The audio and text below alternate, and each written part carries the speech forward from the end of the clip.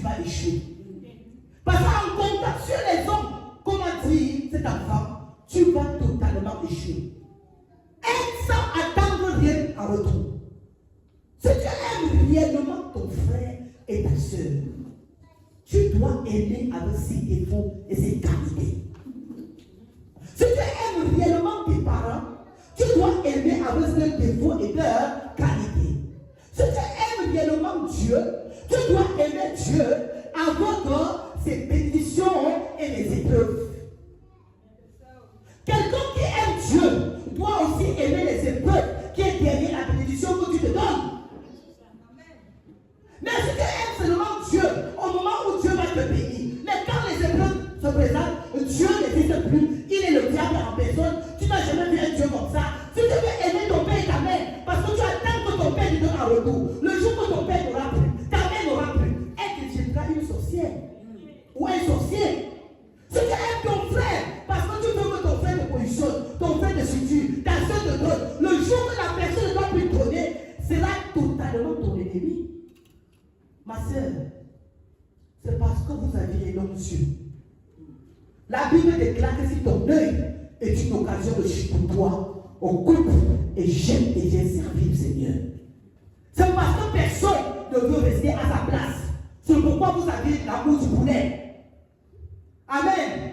Tu as l'amour pour quelqu'un parce que tu attends quelque chose en retour. L'amour à manger. L'amour parce qu'on va me donner quelque chose. Quand tu aimes, aime sans attendre rien d'une personne. Et tu seras un homme béni. C'est pourquoi nous avons des difficultés dans nos familles aujourd'hui.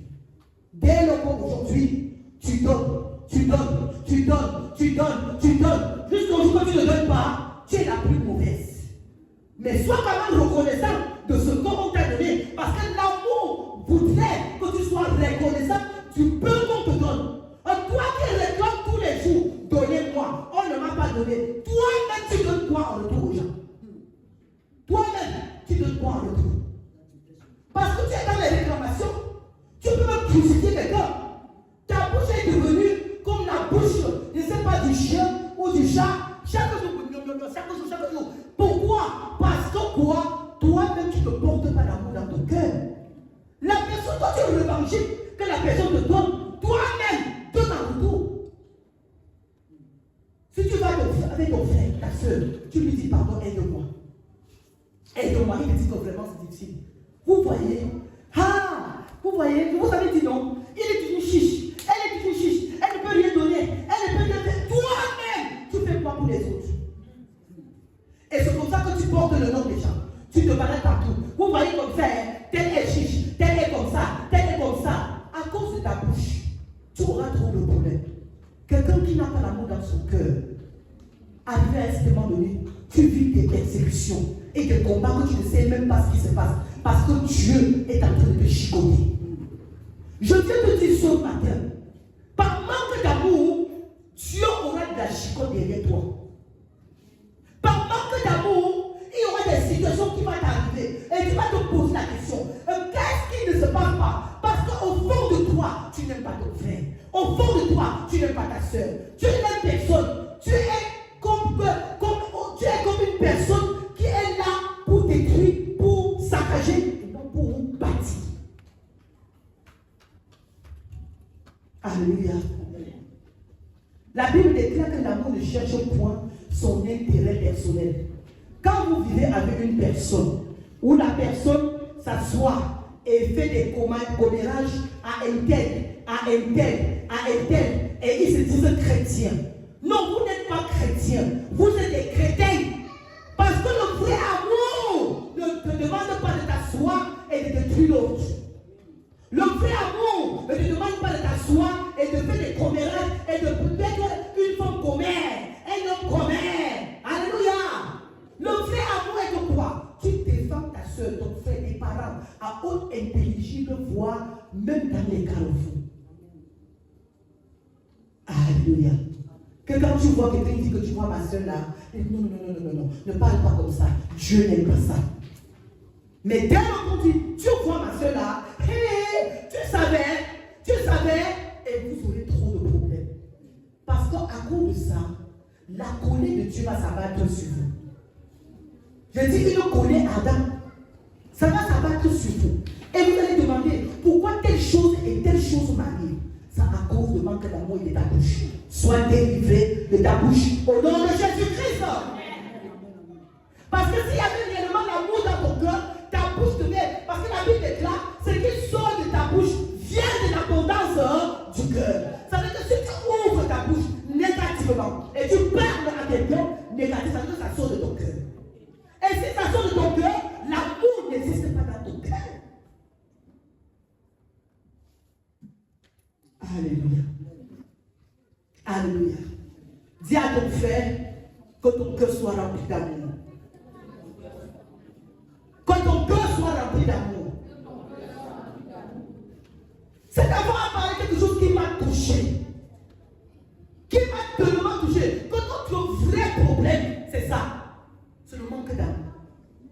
Alléluia. Notre vrai problème est que quoi? Quand nous faisons du bien, nous voulons qu'on acclame en dessus. Nous voulons qu'on se tient avec le micro pour acclamer. Fais et tu t'en passes. Et Dieu prendra soin de toi. Je dis fais et tu passes. Et Dieu prendra soin de toi. Parce qu'il a cité un verset très pertinent. Que Dieu se souvenu de l'alliance qu'il avait fait avec David. Pour ne pas détruire la tribu d'Israël. Sinon, avec les péchés de Salomon, Dieu devait détruire ça. Mais il s'est souvenu des bienfaits et de l'amour qu'il avait pour David. Il a appelé David l'homme selon mon cœur. Il savait que David était un homme, il a péché. Mais il avait un amour sincère avec David. C'est pourquoi il n'a pas détruit David. Parce qu'avec tous les péchés que David a fait, avec tout, la guerre, le sang que David a versé, Dieu pouvait aimer David. Mais comme Dieu n'est pas un homme, il l'a aimé. Il a regardé les qualités de David, non les défauts de David. Je dis Dieu a regardé les qualités de David et non ses défauts. Parce que Dieu David a tué la femme de son serviteur. Il a tué son serviteur pour épouser sa femme, la mère de Salomon. Alléluia. Mais Dieu pouvait le crucifier et détruire sa tribu à cause de ça. Mais Dieu a plutôt regardé comme cet homme était un très bon combattant, ses qualités et non ses défauts. Je viens t'interpeller ce matin. Quand tu vis avec quelqu'un, ton père, ta mère, tes frères et tes sœurs, regarde les qualités et non les défauts. Parce que Dieu ne regarde pas tes défauts, mais Dieu regarde plus tes qualités. Parce que si Dieu regardait tes qualités, c'est que toi-même, il t'a même déjà crucifié. Alléluia. Je dirais, si Dieu regardait tes défauts, c'est que toi-même, il t'a déjà crucifié. Mais nous les hommes, nous ne regardons pas que nous-mêmes, on fait comment. Mais Dieu regarde plus les qualités des hommes. Parce que si Dieu regardait nos péchés, personne n'entrera au paradis. Personne ne verra son trône. Je dis bien personne. Parce que nous tous, nous sommes pécheurs et nous sommes privés de sa gloire. Et il dit, il fait grâce à qui il veut. Tu as le rythme de la parole dans la bouche. La seule chose que Dieu te demande, c'est avoir l'amour envers ton prochain. Et l'amour se représente par les actes. Alléluia. On n'a pas l'amour au bout des lèvres. Tu te dis que tu es un grand homme de Dieu. Tu es quelqu'un qui est ceci. Et que tu dis j'ai de l'amour, ça doit se représenter par les actes. Si tu n'as pas l'amour, le dernier jour tu n'auras pas affaire avec les hommes, mais affaire avec Dieu. Alléluia. Il dit, et quand j'aurai le don de prophétie, la science de tout mystère et toute connaissance, quand j'aurai même toute la foi jusqu'à transporter les montagnes, si je n'ai pas la charité, cela ne te servira pas. Parce que tu ne seras pas béni avec tous ces dons-là. C'est l'amour de Dieu, l'amour réel dans ton cœur, qui va te conduire dans la bénédiction avec ces dons-là. Tu as tous les dons réels, mais pour que tu en bénéficies de ces dons et de l'amour sincère dans ton cœur pour tes proches, pour ton prochain, pour Dieu et pour ton entourage. Et quand je distribuerai tous mes biens pour la nourriture des pauvres, quand je livrerai même mon corps pour être brûlé, si je n'ai pas la charité, cela ne me sert à rien. Il y a des hommes ici qui donnent pour le matu vu. croire. Ce n'est pas par amour qu'il donne. Tu peux partager même tes biens. Mais parce que le monde, il y a les hommes que quand ils arrivent quelque part, ils veulent qu'on te voit. Que c'est toi. Mais quand tu vas distribuer ces biens-là, et que tu n'as pas réellement l'amour pour qu'on te voit, mon frère, ma soeur, ça ne te servira que de karma. Les dons que tu fais, les biens que tu donnes, ça ne te servira que de karma. Parce qu'au fond de toi, tu es quelqu'un qui est méchant dans le cœur. Tu as de la haine dans le cœur. Tu as la méchanceté installée dans le cœur. Quelqu'un qui vient et fait, il est avec toi, bonjour frère, il t'embrasse. Mais derrière toi, il te poignarde. Ça, ce n'est pas de l'amour. Ça, ce n'est pas de l'amour. Ça, c'est même de la sorcellerie. Tu ris, tu m'embrasses et tu poignardes par derrière. On appelle ça quelque chose d'amour. C'est le pourquoi. Quand vous vivez, quand il y a certaines personnes dans ce monde que vous voyez, quand ils vivent les karmas, ils se disent même chrétiens. Ils partent à l'église tous les jours. Quand les karmas les arrêtent, ne vous posez pas trop de questions. Parce que le karma existe. Sois vrai dans tout ce que tu fais. Sois vrai dans tes dires. Sois vrai dans ton comportement. Sois vrai dans tes agissements. Sois vrai dans tes rimes même. Sois vrai dans tout ce que tu fais. Sois vrai. Si quelqu'un t'a pressé, au lieu de lui présenter les rimes de méchanceté, de sorcellerie, présente-lui que je suis fâché de toi. Va en face de la personne. Dis-lui je suis fâché. Ne va pas embrasser quelqu'un qui tu ris alors que tu connais la personne par derrière. Soyez vrai. Quand vous serez vrai en vous, il y a certaines bénédictions que vous n'allez pas prier avant que ça arrive dans votre vie. Ça va arriver seul à cause de la justice de Dieu. Quand vous serez vrai, il y a des prières que tu pries depuis 10 ans, 20 ans. Rien ne se passe. Cette chose-là va venir dans ta vie seule à cause de la justice et de l'amour que tu portes envers les uns et les autres. Si nous passons le temps à dire au nom de Jésus, allez à gauche chercher la solution, allez à droite chercher la solution, allez derrière chercher la solution. Parce que Dieu parfois nous réclame, nous ne sommes pas vrais envers nous. Au fond de nous, nous ne sommes pas vrais. Et c'est ça le problème des chrétiens d'aujourd'hui. Les chrétiens sont devenus des chrétiens prostitués. Ils partent d'église en église. Parce que Dieu les interpelle à être vrais dans toutes les vies, dans ce qu'ils font. Et de que l'amour que nous prêchons soit cet amour-là que vous mettiez en pratique. Mais beaucoup de chrétiens ne comprennent pas ça. Quand le chrétien vient à l'église, il danse.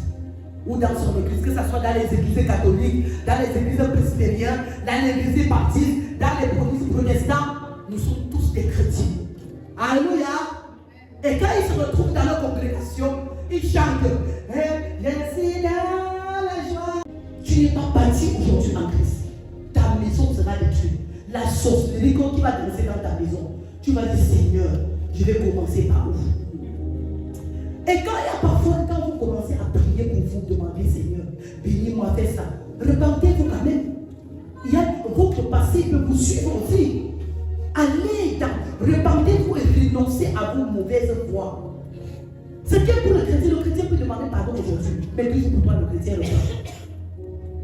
Quand tu vas demander sincèrement pardon à Dieu, et tu vas faire sa volonté, vous pouvez vous imaginer que vous pouvez vivre dans une maison. Ton propre soeur et ta soeur te monter un coup pour t'escroquer. J'ai vu ça dans les familles. Monter un coup pour escroquer sa soeur. J'ai dit monter un coup pour escroquer sa soeur. J'ai vu ça. Mais quand tu viens, on va venir à l'église prier là. Est-ce que Dieu sera avec toi?